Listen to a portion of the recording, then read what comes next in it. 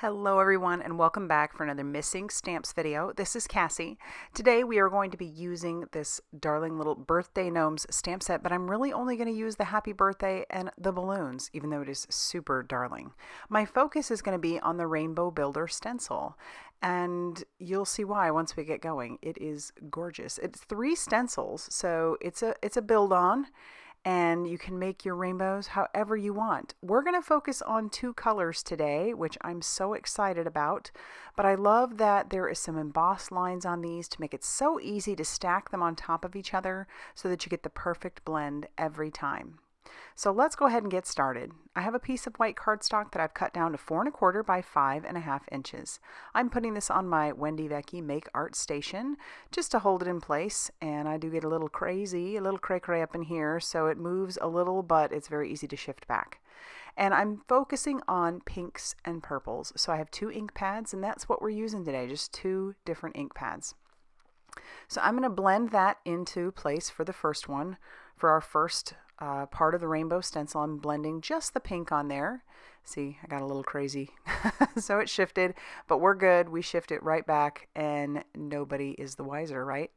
And then we'll move our little magnets and we'll start doing the other parts of the rainbow. But just think of the color combinations you could do. Obviously, you could do this as a rainbow just fine. You know, you've got your red, Roy G. Biv.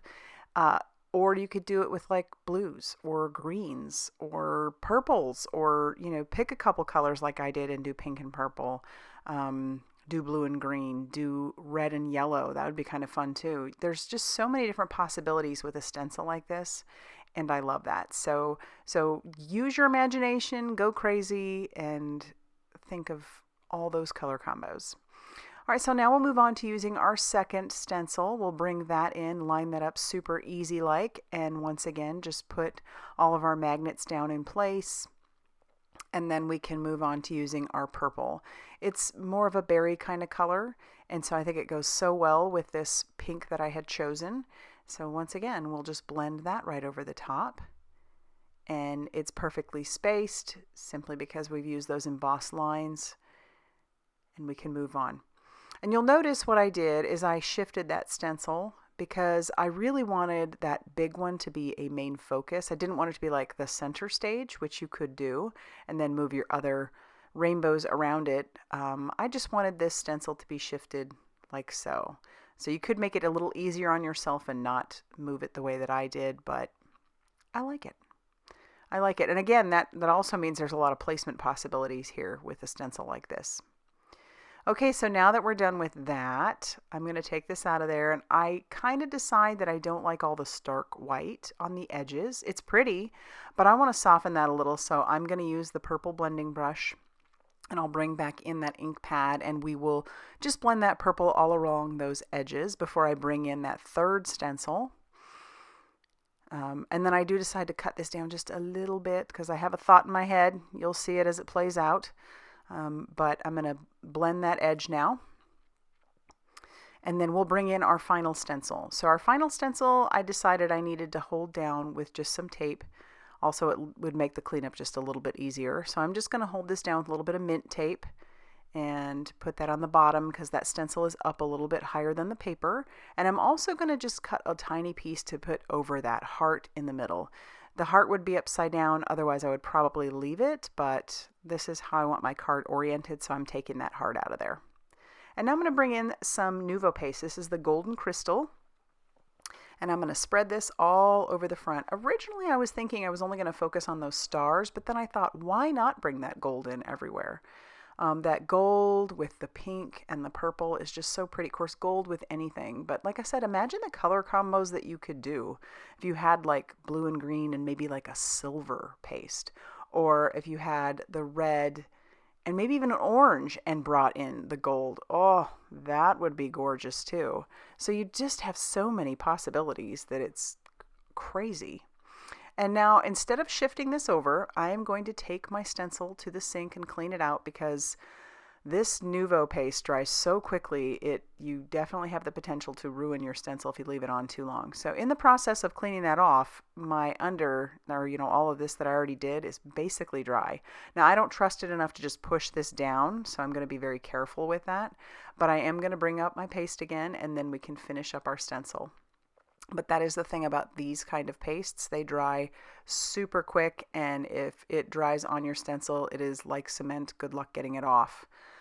As it is most of my stencils, if I use this on them, they do have like a little bit of a glue residue, but it doesn't bother me. I actually have a ton of stencils that have paint dried on them, so I'm good either way. As long as the stencil is still usable, we're all good to go.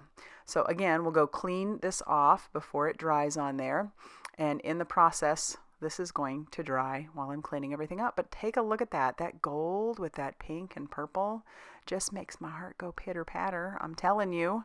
All right, I did have some gold paper in my stash. It's kind of like a mirror cardstock. So I'm just going to cut a couple of strips of this.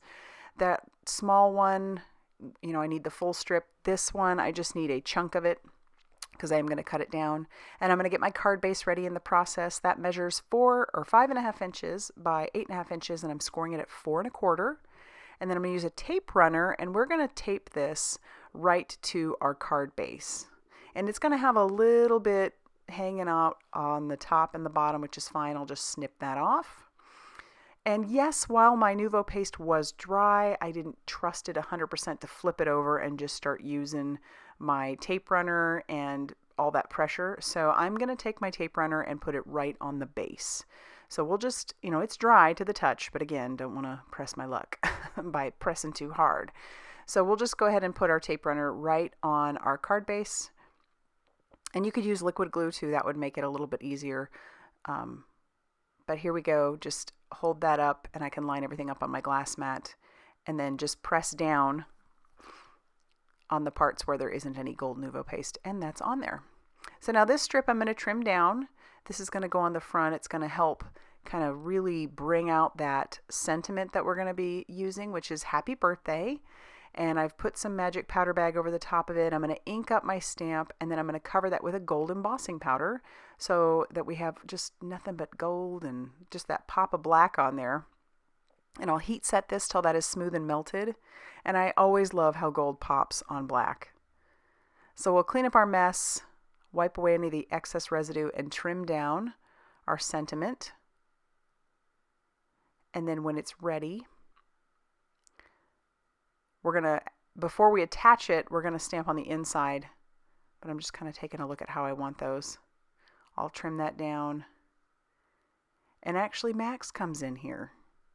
Max is going to come in and say hello. He thankfully waited till after the mess, which is surprising.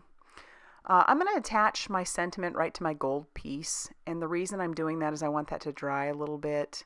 And that way I only have to use one piece of foam tape on the back of both of those.